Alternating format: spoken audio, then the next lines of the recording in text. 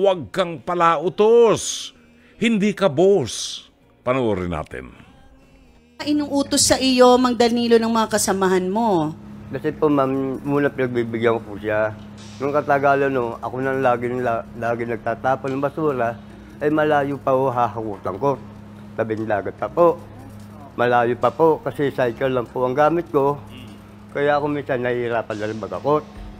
Okay, gaano na kayo katagal dito sa pamamasura? Ano na po, bali 3 buwan na po.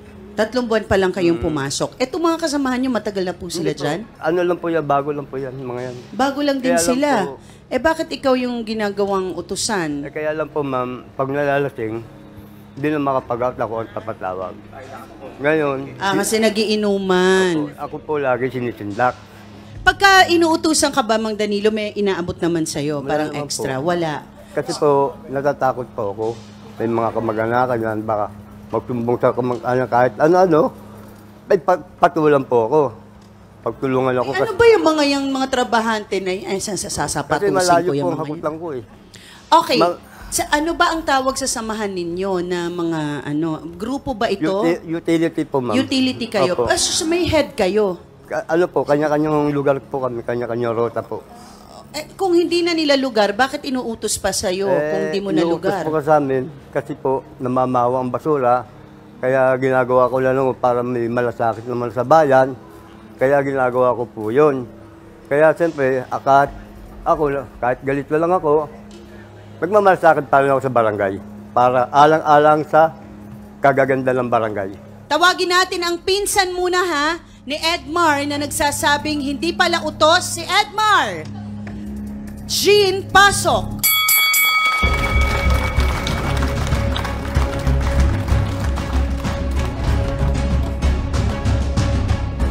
Ang tanong ko sa iyo kanina, Jean, madalas daw kasing mag-utos ang pinsan mo kahit hindi na dapat trabaho ni Mang Danilo. Totoo ba ito? Hindi po, ma'am. Bakit? Paano mo nasabi? Kasi po, ma'am, ang pagkaalam ko po, yung pinsan ko po, nagtatapon po yan sa tamang oras po, ma'am. Ginagawa niya po, ang trabaho niya doon po sa barangay na yun po. Itong matanda na po, pero walang galang na po, pasensya na po, hindi ginagawa ng pinsan ko yun. Dahil po, matanda na po kayo para kayo utusan ng pinsan ko.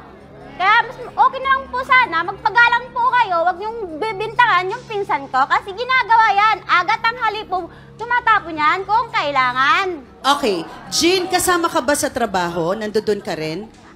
Ma'am, dati po kasi yung dating Nandun ka ba ngayon dun sa trabaho? Hindi po, minsan kasi, alam ko po kasi yung trabaho niya, ma'am. Kasi dati po, may dating kapitan po dyan, ma'am. Nagtrabaho din po ako dyan ng 1 buwan po sa barangay na yan. So, bago-bago lang, no? Ngayon, 3 buwan lang. Ano masasabi mo, Mang Danilo, na sinasabi ni Jean na sumisip-sip lang daw kayo sa barangay? Hindi po, ma'am. Tanong ko po sa iyo, araw-araw mo ba nakikita na ginagawa ng pinsan mo? Ha? Hindi mo nakikita. Dahil wala ka. Alam ko po yan. Wala ka eh. Alam ko po yan, Tay. Alam bakit? Dati nagtatrabaho din yung nanay ng pinsan ko. Diyan tumanda ang nanay niya, diyan sa barangay na yan. Bata pa yan sila, nasa barangay na yung nanay niya. Okay. Dahil si Mang Danilo daw ay nauutusan, ngayon, ang tanong sa iyo, nandudun ka ba araw-araw para makita mo ang mga bagay na ito? Kapitbahay lang po kami ng pinsan ko, ma'am. Ano? Kapitbahay lang po. Okay. Alam ko po, bawat alis niya ang maga pa yan po, nag-aakulikta po ng basura yan. Okay, pero sa tingin mo saan manggagaling? Tinatapon niya po ang basura niya sa tamang basurahan. Okay, hindi kasi ang tanong dito sa trabaho niya eh. Ang pinag-uusapan natin dito, yung palautos siya na si Mang Danilo ay nagrereklamo. Bakit sa tingin mo makakarating dito sa face-to-face kung ito ay walang katotohanan? May idea ka, Jean? Yun ang hindi ko alam kung anong ibig niya sabihin. Ba't niya pagbibintangan yung pinsan ko ng ganon? At bakit? Kung bakit mag-uutusan ka ng pinsan ko, may sarili kang pag-iisip. Di ba? Matanda ka na. Ito, tanong ko sa iyo, mama. Okay, bigyan natin ng chance si Mang Danilo. At totoo ang sinasabi ni Jean ay matanda ka na, dapat may sarili kang pag-iisip. Ba't ka nga ba daw Alam mo, nagpapautos? dalawa lang kami ang nagtatapon. Sino pa dapat magbigayan para magtapon ng basura? Diba? Magtulungan dapat eh. Magtulungan. Walang nangyayari. pagbigyan mo nung una, bandang ulo, ikaw na mag-isa. Paano mangyayari yun? Bakit yan? Di ba may linya-linya din kayo, di ba? Dapat yung ginagawa niya, ba't hindi ko naman nakikita yung pinsan ko, inuutusan ka? Kasi bilang utility, obligasyon ng isang kapong utility ang tumulong. Pala eh. Ibig sabihin, hindi ka inuutusan ng pinsan ko kung saan tumulong sa Yes. kanya. Ano yun, Jean? Ulitin mo, Jean. Hindi ka narinig. Ang ibig sabihin, di ba, gusto mo, ang kapwa tumulong. Bukal sa loob mo yan, kaya huwag mo sabihin ng pinsan ko na inuutusan ka. Eto, tanong. Gusto mo ba ang lugar natin mamaho? Di ba Ginagawa hindi? niya yung trabaho niya. Kaya nga Gawin mo yung ginagawa trabaho mo. ko lahat para May pare-pareho bilang- kayo trabaho dapat, walang utusan sa inyo. Bilang Walang utility, silban. Bakit? Ano gusto mo mangyayari bilang doon? utility, ginagawa niya ang Nagpapalapad ka tungkulin ba niya. ng papel doon sa kapitan Bilang na yun? utility. Dahil Para ano ikaw ko, laging tingnan ng kapitan? hindi mo kasi alam. Wala Alam ko kang naman alam. kasi. Alam ko kasi Kaya yun. pagtatanggol mo, Pinsan ko. Wala Okay. kang alam eh. Jean, tanong, madalas nga daw bang uminom si Edmar imbes na magtrabaho? Ma'am, nandyan po yung pag-iinom. Pero, pag tapos na po yung trabaho niya. Nung bata-bata kami, ganyan lang.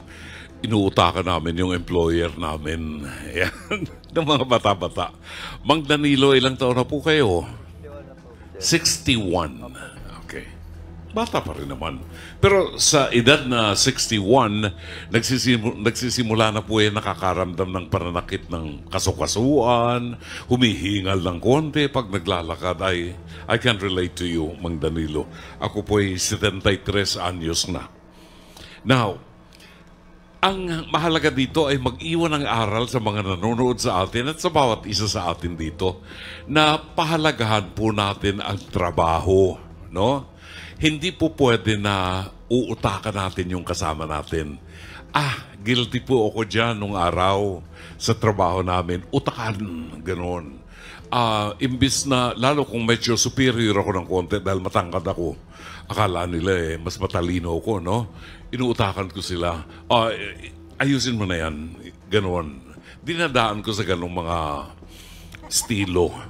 Pero habang nagkakaedad ka, nare-realize mo yung dapat na ikilos mo bilang isang professional. At kung may hanap buhay po tayo, kapatid, pagyamanin po natin, napakaraming walang hanap buhay ngayon na talagang gagawin lahat ng paraan para kumita ng pera. Hindi ko idinidiin si Edmar dito dahil hindi ko naman nakita yan, ano? Kaya lang, Edmar, this is a reminder to us, no? Na walang permanente sa trabaho sa atin, lalo na sa gobyerno, be it barangay or city hall, wala pong permanente. Itong problemang ito, dapat po kasi sa inyong dalawa, wala lang dapat na foreman o leader. Kasi dalawa lang kayo, mga matured na kayo, alam niyo na, responsable na kayo, di ba? Hindi na kailangan ng supervisor para sa inyo. Pero kung ganyang meron ng problema, dapat pumasok na ang barangay at i-address na ang problemang ito nang hindi na po tumagal. Isang bagay lang pong iwanan ko, just to keep it short. Ito pong trabaho namin dito, kaming tatlo rito, pwede ho kami mag-away-away. Pero pag yun ang mangyayari, kasi hindi ho namin pinipigilan yung opinion namin. Si attorney, meron siyang opinion sa legal. Ako naman sa moral, minsan nagbabanggaan. Pero, ang sa amin pong tatlo, we always wake up in the morning excited na makita muli yung mga katrabaho namin dito. And it becomes parang naglalaro na lang po kami kasi masaya kami dito. One big happy family. Sana po sa trabaho nyo, ganun din ang mangyari. That when you see your katrabaho, excited kayo in the morning na makita mo siya. Makita mo si Mama Carla, si Alex, sina Doktora. Excited ka na, this is another day, pero magiging productive kasi masaya kayo. Salamat po.